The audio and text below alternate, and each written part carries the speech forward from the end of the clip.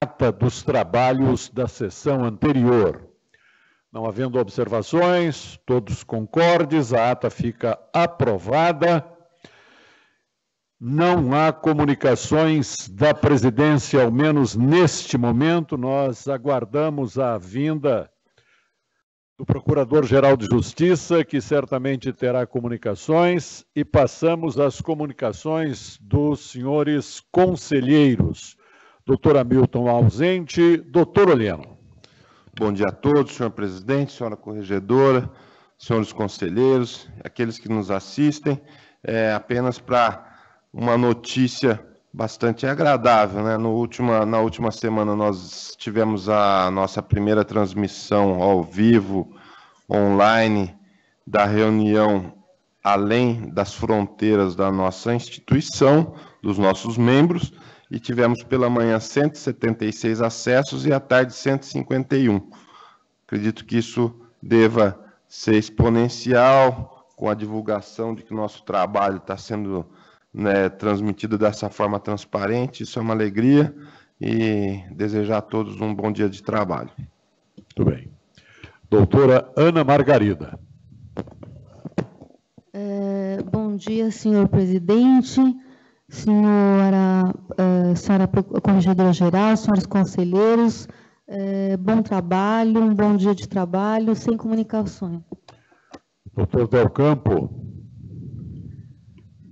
Senhor presidente, senhora corregedora, senhor secretário, colegas conselheiros, funcionários, pessoas que nos assistem, também só para cumprimentar a todos, desejar um bom dia de trabalho e sem comunicações.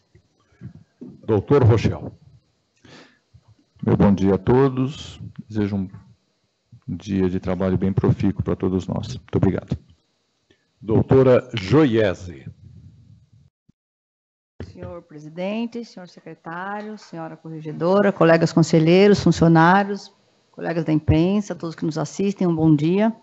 Eu gostaria só de fazer 2 registros. O primeiro registro é no sentido de consolidar o meu apoio ao trabalho que está sendo feito pela Força Tarefa em relação às vítimas do João de Deus e demais gurus, né, entre aspas. Eu acho muito importante que esse trabalho seja feito, as vítimas serem ouvidas, e destacar o meu total apoio a essa iniciativa. E gostaria também aqui de deixar registrada a minha felicidade de saber que estamos novamente testando, né, doutor Oliano, o procedimento para que possamos ter inscrições e desistência online, on time, né, que já é mais uma evolução aqui do nosso conselho. Só mais uma coisa, registrar o parabéns ao doutor Hamilton, que embora não esteja aqui, fez aniversário no sábado. Obrigada, bom dia a todos. Doutor Rossini. Presidente, bom dia. Senhora corregedora, bom dia. Senhor secretário, bom dia. Conselheiras, conselheiros, servidores, jornalistas, todos que dão publicidade aqui na internet. Eu disse que não cumprimentaria o doutor Hamilton, porque daria azar, então hoje eu cumprimento, embora ele esteja ausente aqui. Eu queria falar um pouquinho sobre, e muito rapidamente, sobre a questão que se apresentou ontem no cenário político nacional, que foi justamente o pacote de alterações da área criminal. Esse conselho é um conselho político, ele é uma caixa de ressonância. O governo, né, de fato, ou seja, a gestão começa agora, começou, né, esse final de semana. Nós testemunhamos a eleição do Senado, né, e eu acho que nós percebemos, né, o grau de dificuldade que será essa legislatura, né, em todos os sentidos, né? Uma eleição de presidente do Senado que demora o que demorou, né, com todo aquele desdobramento, eu não vou adjetivar, mostra que a nossa instituição, o Ministério Público Brasileiro, precisa ficar muito, muito, muito atento no que diz respeito ao cotidiano, ao dia a dia da elaboração legislativa, porque, afinal de contas, como somos custos legis, é regra constitucional, é a nossa matéria-prima. A lei é a nossa matéria-prima. Nós vamos trabalhar com as leis que esse Congresso Nacional votar e o presidente sancionar. Né? Se, por um lado, nós temos o pacote contra o crime que o ministro Sérgio Moro, da Justiça Sérgio Moro, apresentou, e eu quero aqui deixar de público louvar, porque há muitos anos nós, do Ministério Público, especialmente aqueles que militam na área criminal, clamavam por uma legislação mais favorável aos interesses da sociedade, né? A questão do júri, que foi levantada ontem, né? Quantas vezes eu, que fiquei 16 anos no júri de Santo Amaro, saía, pegava o mesmo elevador com o réu que condenado ali, que acabaram de condenar há 16, 18 anos, e ele saía junto com os jurados. Isso, de fato, a sociedade não entende, e o legislativo tem que mudar. A questão a polêmica questão da prisão depois da condenação em segunda instância. Hoje o Supremo Tribunal Federal quer reavaliar as suas próprias decisões, enfim, né? Especificando também nesse projeto novo o que é organização criminosa, colocando as milícias nesse contexto, enfim. Esse pacote veio a bom termo. Mas também, de outra parte, nós temos que ficar muito atentos com a questão da preservação da vida, né? Porque abrem-se novas oportunidades de exclusão de ilicitude, né? Muitas delas retomando lá o Código de 32, a consolidação das leis penais de 32, ou o Código Criminal de 1890, quando... acho que Evaristo Lins e Silva criticava muito, quando ministro do Supremo, a turbação dos sentidos, que não deixa de ser hoje uma causa de diminuição de pena, pela via do artigo 121, parágrafo 1º, mas renasce na condição de causa de exclusão de ilicitude. Isso é preocupante, porque, na verdade, abre-se a porta. Por mais que se pense na proteção das forças do Estado, mas temos que olhar com muita atenção. Eu aqui, nas outras reuniões, já algumas reuniões, eu conclamava o Procurador-Geral e toda a sua assessoria, e tem trabalhado nesse sentido, né? Nós temos a obrigação, doutor Eulino, doutora Tereza, e doutor Sabelli e demais, nós temos a obrigação de emitir nota técnica no que diz respeito a isso, né? Nós temos que exercer a nossa influência de instituição, né, digamos assim, centenária, e tantos visitantes que vêm aqui no nosso estado dizem que nós servimos de paradigma, e longe de ser arrogante, nem cabotinista, nós precisamos mesmo exercer porque, afinal de contas, da população carcerária de 700 mil pessoas presas, nós temos praticamente 250, quase que a metade dessa população carcerária. Qualquer mudança da legislação penal afetará o nosso cotidiano, afetará as questões. A barganha, que é uma... Né, já, quando presidi uma comissão aqui para tentar oferecer soluções na racionalização do processo criminal, propondo que nós oferecêssemos denúncia, isso está no órgão especial do Colégio de Procuradores, incontinentemente, com essa audiência de custódia, criada por resolução, de constitucionalidade, eu afirmo, duvidosa, nós tínhamos já que ter pensado na oferta da denúncia incontinente. Isso se mostra agora muito, muito presente. Se a legislação brasileira avançar no acordo nos crimes de reclusão acima de 4 anos, né, porque até os 4 anos sem violência a gente sabe, nós sabemos que aí aplicam as alternativas penais, mas se nós avançarmos nos acordos, nós temos que nos preparar. O Ministério Público será aquele que oferecerá o acordo, né, que a exigência, me parece, do projeto de lei, que eu dei uma lida, é que haja uma confissão formal, diferentemente do que acontece com a Lei 9099, que é uma confissão de araque, com todo respeito, né, não consta nada, você aceita, mas não aceita. Mas a barganha, a necessidade de uma confissão expressa, né? Assim sendo, né, o que nós faremos com esse acordo, nós, Ministério Público? Então, eu conclamo novamente esse conselho, conclamo os organismos de estudo, são os centros de apoio, a nossa escola, para que nós nos preparemos, até a nossa associação, que aqui está presente através da sua jornalista, tão eficaz, eficiente, efetiva, ela preparar também os grupos de estudo para o que se apresenta. Porque, ao que parece, com essa maioria que o governo tem, isso é para amanhã. Antes do meio do ano, nós já teremos uma legislação penal, processual penal alterada. E nós temos que nos preparar. Eram essas as minhas comunicações, sem, né, considerar a questão da Previdência, que eu acho que é muito mais também complexa. Eu leio só como procurador de justiça criminal, promotor que fui criminal há tantos anos aí, esse ano completo 30 anos de carreira, mas esse meu olhar, né, e nós precisamos influenciar de fato. Muitos nos ouvem lá no Congresso Nacional. Está aqui o testemunho do doutor Sabella, que recebeu o devido prêmio, o devido reconhecimento, dada a influência exercida por um grupo de paulistas ali na Constituinte. Não pode ser diferente ainda, né, agora. Então, são essas as minhas considerações de caráter político e de política criminal que eu queria deixar assentado. Obrigado. Doutor Giuliotti.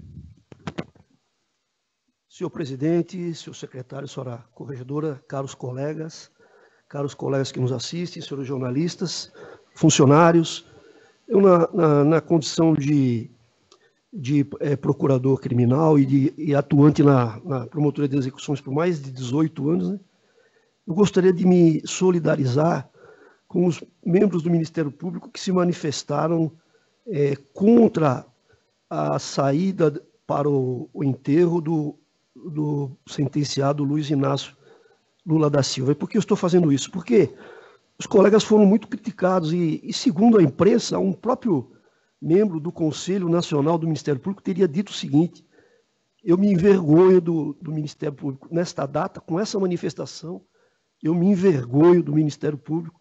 Segundo a imprensa, um membro do Conselho Nacional do Ministério Público teria dito isso em face dessa manifestação do Ministério Público contrária à saída deste sentenciado para o velório do seu irmão. Só que os colegas estão certos, né? Infelizmente está equivocado quem criticou a postura do Ministério Público, porque a saída para o velório de um parente não é um direito absoluto. Reza o artigo 120 da Lei de Execução Penal, que o preso poderá visitar, poderá comparecer no velório de um parente, de um irmão, de um pai, de uma mãe. E a análise deve ser feita no caso concreto, não é um direito absoluto do preso. Não se ignora a questão humanitária. Mas, nesse caso, não era recomendável a saída deste preso para o velório. Por quais motivos? Porque implicava no deslocamento e utilização de aeronaves. E todas as aeronaves da polícia estavam sendo utilizadas na terrível tragédia de Minas Gerais. Poderiam haver manifestações contra e a favor dessa saída. O velório poderia ser utilizado para um comício, no velório poderia ser causado um incidente. Então, questões de segurança pública não recomendavam a saída deste preso para o velório. Eu reitero, não se ignora as questões humanitárias, mas a saída aqui poderia implicar em graves incidentes sociais. Então, me parece que os promotores de justiça agiram corretamente ao não recomendar essa saída, em obediência aos princípios constitucionais da segurança pública e da paz social. Era isso, senhor presidente. Eu gostaria, então, de me solidarizar com os membros do Ministério Público que fizeram essa manifestação referente a esse caso concreto. Pela ordem, eu queria aderir. Abstenção da corregedoria, por favor. Ilustre senhora corregedora-geral, doutora Tereza Exner. Bem, muito bom dia a todos, senhor presidente, senhor secretário, ilustres colegas, conselheiros, todos aqui que nos ouvem. Eu não tenho comentários a efetuar nessa data, mas tão somente desejar a todos um bom dia e um excelente trabalho. Obrigada. Senhores conselheiros, embora tenha regimentalmente passado o momento de comunicações da presidência, e não obstante... Ah, chegou o presidente. Que maravilha. Termino. E não obstante o que eu vá fazer não seja verdadeiramente uma comunicação, mas já que os nossos trabalhos são transmitidos para além dos muros da nossa instituição, ainda que ela não tenha muros, porque é uma instituição permanentemente de portas abertas para os reclamos nacionais de toda a ordem, eu não posso deixar de expressar aqui uma preocupação, então eu faria uma pergunta preliminarmente e rogo que, se algum dos conselheiros tiver informação, que, por gentileza, informe. Até para que os destinatários dos nossos serviços, que são os homens e as mulheres do nosso povo, saibam que nós não estamos de braços cruzados diante de alguns problemas extremamente momentosos. É sabido se alguma promotoria instaurou, ao menos, um procedimento de acompanhamento com relação aos 13 viadutos em situação extremamente preocupante? Doutora Joiés, por favor. Eu vi hoje no CBN que o Ministério Público está exigindo, não só dos 13, está cobrando um levantamento total. Pelo que eu sei, acho que é isso, se eu não estou enganado. E há procedimento instaurado? Eu tenho a impressão que sim. Eu não posso afirmar com certeza, mas eu tenho a impressão que sim. Tem procedimento, sim. A Promotoria do Meio Ambiente instaurou, o doutor Geraldo Rangel, que está acompanhando. Também. Mas o viaduto é a Promotoria da Habitação que instaurou. Ótimo. Eu gostaria... Eu formulei a pergunta muito mais para provocar a informação diretamente do teatro de atuação deliberativa do Ministério Público, para que o nosso povo saiba que nós estamos presentes, acompanhando nos limites das nossas atribuições. E eu fiquei sobremodo preocupado, porque li também o seguinte: num dos relatórios técnicos, o adjetivo iminente, referindo-se a risco ou colapso, teria sido substituído por um outro adjetivo evasivo e ambíguo, que é desconhecido. Se isso efetivamente ocorreu, mais um motivo para que o Ministério Público amplie o poder de alcance das suas lentes para ver efetivamente o que está acontecendo.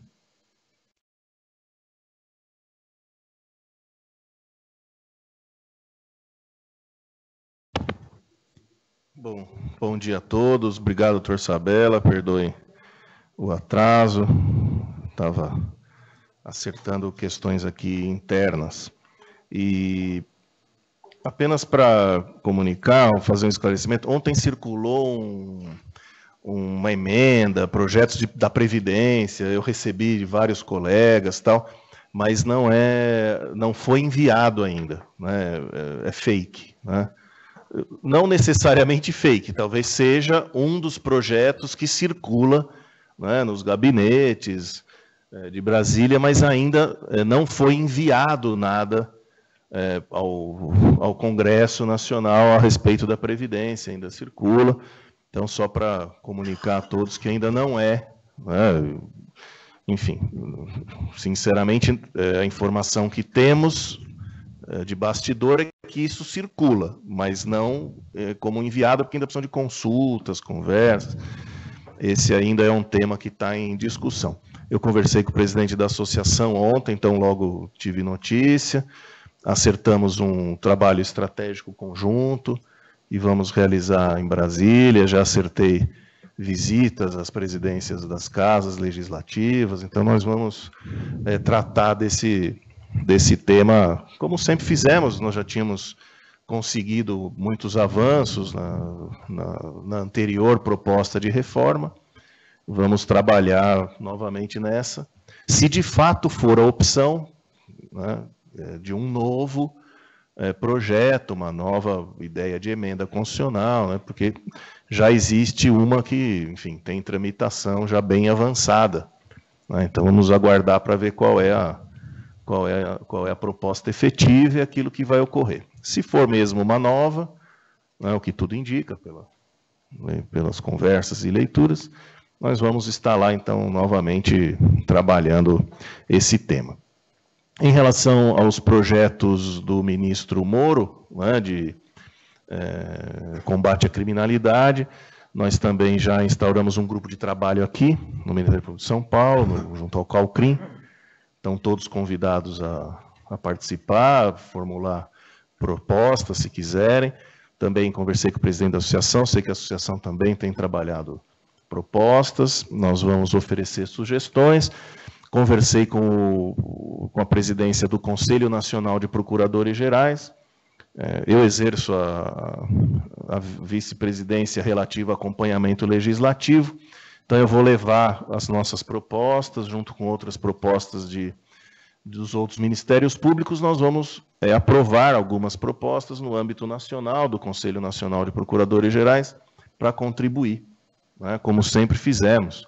Anoto que nós já encaminhamos propostas quando era ministro da Justiça, Alexandre de Moraes, depois, quando o Rodrigo Maia montou uma comissão também de segurança pública, então já em duas oportunidades recentes, né, evidente que nós sempre fizemos isso ao longo do tempo, mas recentemente nós já encaminhamos propostas e vamos encaminhar de novo propostas para poder, enfim, mostrar quais são as oposições do Ministério Público, aquilo que pretendemos. Então, voltando a essa legislatura funcionando plenamente, nós retomamos o nosso trabalho em Brasília.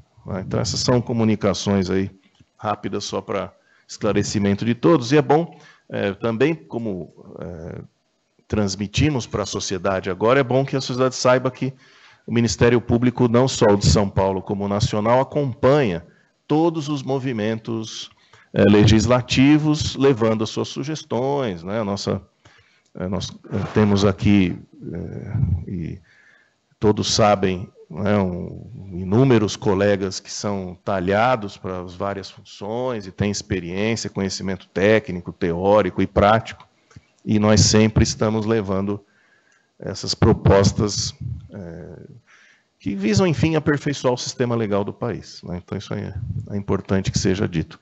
Pois não, doutor Sadel. Presidente, o que eu ia perguntar a Vossa Excelência é se está no radar desse trabalho conjunto a realização de um estudo elucidativo das propostas existentes em tramitação, e mais desta, que está chegando ao Congresso, com vistas a esclarecer e orientar os componentes do quadro do Ministério Público, tanto os da ativa quanto os já pertencentes ao quadro de inativos. Existe isso como foco ou faceta desse trabalho conjunto?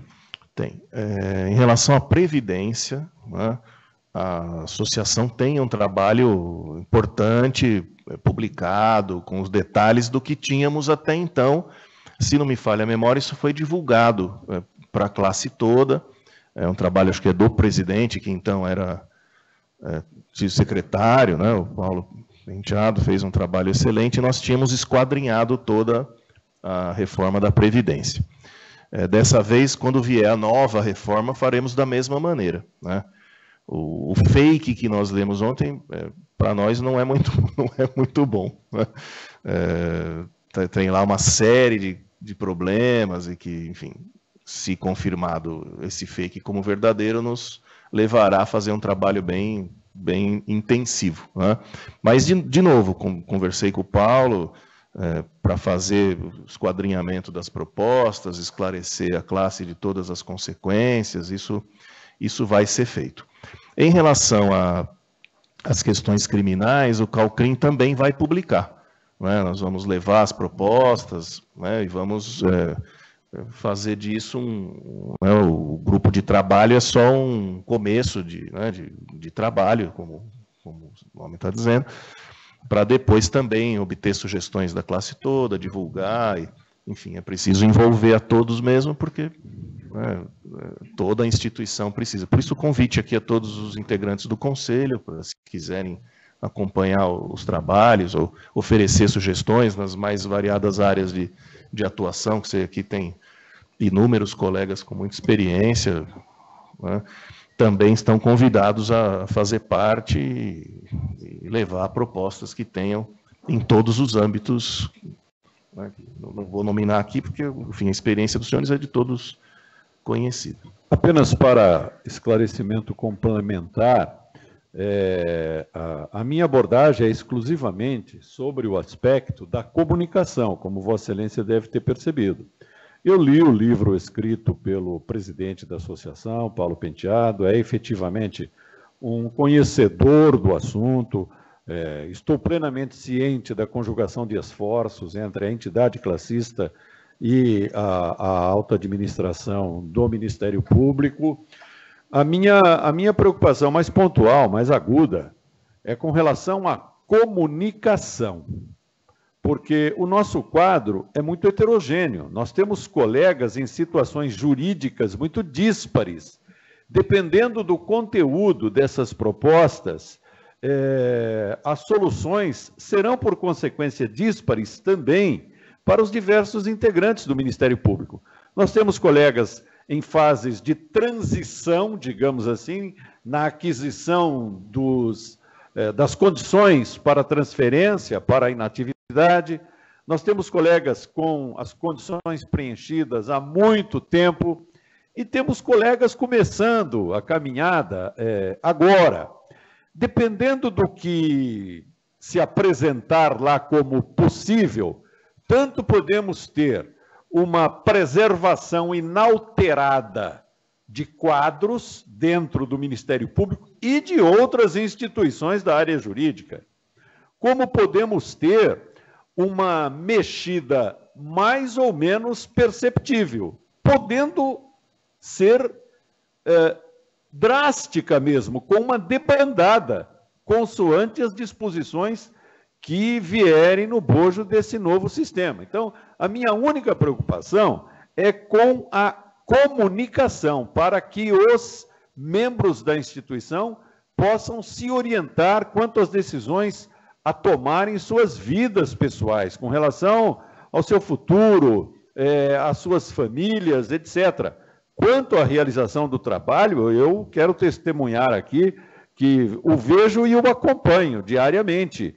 E para uma criatura política como eu, a aproximação entre a Procuradoria-Geral e a Associação Paulista do Ministério Público não passa absolutamente despercebida. Não passa, e digo mais, tem o meu integral apoio. E é justamente em virtude da diversidade de naturezas entre uma coisa e outra, entre uma instituição e outra, a associação e a Procuradoria-Geral, que a conjugação dos esforços de ambos pode resultar em grandes benefícios para a instituição, para o interesse público, para o aprimoramento do sistema normativo e para os membros, como agentes políticos, por que não? Porque, dada a sua configuração jurídica, a associação pode realizar movimentos nesse complexo tabuleiro de xadrez que a Procuradoria-Geral, por óbvio, não pode e vice-versa.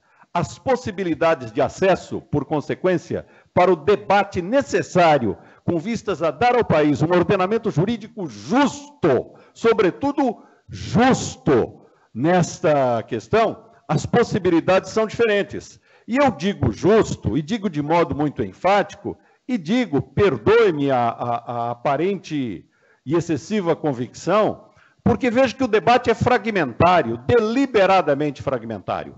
Muito se fala em previdência. Ora, o que a Constituição Federal de 1988 trouxe, e nisto reside uma de suas virtudes, foi um sistema tríplice, ou um sistema fincado sobre um tripé, chamado Seguridade Social. Tem um capítulo sobre isso. E que cuida de previdência, de assistência e de saúde. E mais, o Constituinte não se esqueceu de dotar este sistema de múltiplos canais de alimentação de recursos. Mas, curiosamente, a tônica predominante do discurso e do debate é previdência. Deliberadamente se esquece de que integra este tripé da Seguridade Social prevista em sede constitucional, são ignoradas a saúde e a assistência social. E ninguém se lembra de que tem fontes de alimentação financeira, de dotação de recursos próprias, específicas, criadas em legislação constitucional e infraconstitucional. Então, este processo dialético precisa ser mais completo. Não pode ter voz só quem diz que a causa fundamental das desgraças nacionais é a previdência social, porque quem tem espírito crítico, filtro crítico, tem informação, conhece e sabe como as coisas funcionam, numa mundividência mais larga das coisas, sabe que não é assim. E eu estou tomando a liberdade de fazer essa abordagem, ampliando as fronteiras desse processo dialético, porque o Conselho Superior optou por ser um órgão mais visível na sua atuação, ao oferecer ao povo paulista e brasileiro, e a todos, de modo geral, já que é pela internet, a possibilidade de saberem o que fazemos, então, aqui. Então, é bom que todos saibam que nós temos macrovisão, cósmica visão das coisas. E desejaríamos que o debate fosse mais compatível com a multiplicidade de facetas envolvidas nisso. É preciso que não haja uma prevalência de pronunciamentos engajados politicamente e ideologicamente. Existem números a ser discutidos, existem dispositivos legais de um sistema a serem discutidos, né? Então, que os nossos esforços sejam esforços que não sigam as iscas jogadas, que não mordamos as iscas, mas que demonstremos a capacidade de compreensão macro das coisas para sermos mais úteis, mais cooperativos e podermos realizar mais em benefício de todos. É isso. Pois não, doutor Sabella, é importante ouvi-lo e ter em suas palavras um norte de atuação para todos nós. E vou aproveitar a sua fala, então, para especificar, junto ao presidente da associação, a comunicação que devamos soltar, então, bem detalhada, para que cada um, na sua faixa de momento da carreira, possa tomar as decisões adequadas, aí, conforme as consequências, da reforma. Presidente, será que o senhor poderia nos atualizar a respeito de como está a negociação da nossa questão orçamentária? Posso sim. Aproveitando aí que tem muitos colegas posso nos assistindo. Não posso. É importante que a gente possa ter um norte e uma ideia bem clara. A nossa proposta orçamentária, que nós enviamos à Assembleia Legislativa no ano passado, comportava todas as necessidades da instituição, inclusive o aporte para o aumento de subsídios que seria aprovado pelo Supremo. Ainda não tinha a aprovação, mas ele, né, como nós imaginávamos, seria aprovado. Na Assembleia, então é bom que a gente dê o quadro para que a gente possa discutir sobre ele. Na Assembleia Legislativa, houve um corte orçamentário que atingiu a todas as instituições, Ministério Público, Judiciário, Tribunal de Contas, enfim, todas, o próprio Executivo, já atendendo a diretrizes do novo governo, no que o governo tem dito que é um ajuste fiscal que foi feito, né? E isso está aí publicado, mas é sempre bom que a gente lembre. E esse corte foi um corte bastante acentuado, né? Do nosso orçamento, mais de 700 milhões foram cortados. A Assembleia optou por um linear para todos os entes, apenas de reposição de inflação, o que para nós causou um problema orçamentário, mas, enfim, foi essa a opção da nossa Assembleia Legislativa. Então, como todos os anos, e neste também, nós vamos lutar, estamos já lutando pela suplementação orçamentária, que, enfim, será necessária para isso. Implantamos o aumento, porque o aumento decorre de lei, né, portanto, cumprimos a lei na implantação do aumento, já comunicamos ao governo que será necessária, então, a suplementação para o acolhimento do aumento que nós implantamos. É bom dizer que o Estado de São Paulo, por enquanto, só 3 estados implantaram, né, aumento. A DIN contra isso, a do Rio Grande do Sul, é uma discussão bastante complicada, mas, enfim, no nosso entendimento, isso decorre da lei. E também é importante dizer à população que os vencimentos dos membros do Ministério Público são para a defesa da sociedade. Nós precisamos de vencimentos dignos para poder atrair bons profissionais, para poder realizar a nossa tarefa, que é uma tarefa, enfim, que não tem horário, tem ameaças de crime organizado, tem pressões, é um trabalho, né, que os promotores realizam de muito volume. Né? Só esse Conselho Superior tem mais de 20 mil feitos por ano para analisar. Né? E para, enfim... O Ministério Público é superavitário, nós retornamos e o que tenho dito, muito bem lembrado. Nós somos, como sempre tenho dito, um investimento. Tudo que vem ao Ministério Público orçamentariamente retorna aos cofres públicos, seja no combate à sonegação fiscal, né? Só o ano passado retornou mais de 1 bilhão só de sonegação fiscal, de combate à sonegação fiscal.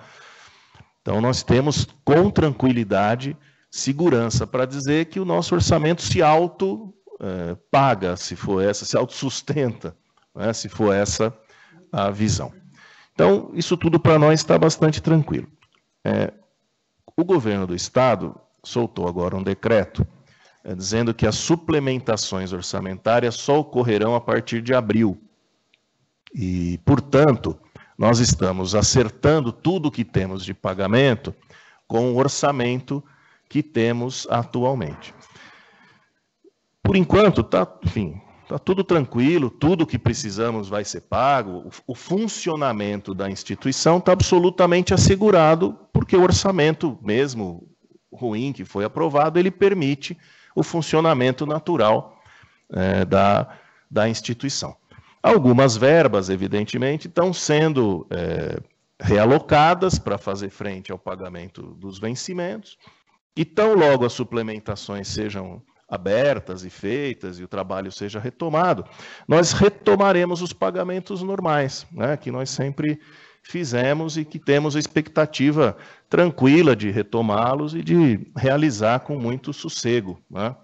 É bom dizer aos senhores que eu estou há 3 anos na gestão, em todos os 3 anos sempre foi necessário suplementação, né? Nós sempre trabalhamos mostrando as nossas necessidades, que são, como foram ditas aqui, justas, não tem aqui nada que não seja transparente, aberto, né, e devidamente legal, né? Aqui não temos nada de extraordinário, né? Então, mais uma vez, em mais um ano, esse trabalho vai ser feito. Né? Só que governo novo, né, fez um ajuste fiscal bastante profundo, né, que atingiu o Estado todo, não havendo suplementações no momento, só a partir de abril, né, nós vamos acertar o nosso orçamento para fazer os pagamentos até abril, que são os principais. Né? O principal é garantir o aumento do subsídio. Isso é o principal para nós nesse momento. Então, logo a gente retome essas negociações e essas suplementações, nós voltamos a fazer os pagamentos. Se o governo nos antecipar antes, se mudar, se ele encontrar soluções mais tranquilas, então logo o governo nos dê o retorno das suplementações, nós retomamos os pagamentos. Então, isso é importante. Os pagamentos que eu digo, pagamentos extras do nosso dia a dia, que são devidos e todo ano a gente faz. Então, eu sei que há aí alguma estridência, mesmo internamente, alguns colegas ainda inconformados com a situação, mas não há motivo para isso. né? A gente, evidentemente, precisa mostrar coesão, tranquilidade, né? Espírito público. A nossa instituição sabe quais são as suas responsabilidades e aquilo que ela deve fazer, mas tenho plena confiança de que, com o correr do ano, nós faremos retomaremos pagamentos, faremos pagamentos dentro da tranquilidade que sempre tivemos. Então, é apenas momentaneamente um trabalho orçamentário que precisa ser feito porque todo o Estado está fazendo, né? Não é só questão do Ministério Público. Mas as conversas estão bem encaminhadas, bem adiantadas, não me parece que vai haver grande dificuldade, apenas na questão do tempo adequadamente para ser resolvido. Eu que agradeço o apoio desse conselho, agradeço a todos, porque é importante que a gente possa esclarecer a classe toda essas questões que são objetivas, são claras, né? E que todos nós, né, toda a administração superior, está fazendo o trabalho necessário para superar essas questões e retomar com tranquilidade tudo que nós estamos fazendo. E, mais uma vez, eu quero ressaltar, estamos trabalhando junto com a associação, né? Conversei com o presidente da associação, esclareci a ele todas essas questões, né? Ele está me acompanhando em algumas diligências importantes, nós estamos trabalhando o tempo todo, né, para poder solucionar, né, todas as questões orçamentárias. E não tenho dúvida que, ao chegar ao fim desse ano, como chegamos ao fim de todos os anos, nós estaremos com tudo regularizado e dentro daquilo que é a nossa melhor expectativa. Podemos, então, a ordem do dia? Então, item 1 da pauta, relatório final referente a pedido de afastamento autorizado por este Conselho Superior. Interessados, doutores Adriano Andrade de Souza, 13º Promotor de Justiça de Santos, protocolado 70.965/18, relatora conselheira Ana Margarida, também doutor Richard Gantus Encinas, 4º Promotor de Justiça Civil de Itaquera e secretário executivo do Cyber GAECO, protocolado 94.431/18, relator conselheiro Eduardo Del Campo. Indago dos senhores conselheiros se já apresentaram relatórios, todos estão cientes, se está tudo adequado, todos estão de acordo. Então, consideramos, então, adequado o afastamento e todas as obrigações decorrentes dele nos termos dos votos dos senhores relatores. Item 2 da pauta, pedidos de autorização para residir fora da comarca. Interessados, doutores Rafael Ribeiro Duval, 7º Promotor de Justiça de Suzano, protocolado 2.891/19, relatora conselheira Ana Margarida. Também indago da conselheira, se está de acordo, publicou, todos estão cientes, todos estão de acordo? Então, consideramos, então, aprovado o pedido de autorização nos termos do voto da conselheira relatora. Indago dos senhores conselheiros, tem mais algum item fora da pauta? Não? Então, podemos terminar o encerramento desse momento da reunião administrativa. Gente, eu vou pedir para sair todo mundo, para a gente ter uma conversa, tem alguns assuntos aí que a gente precisa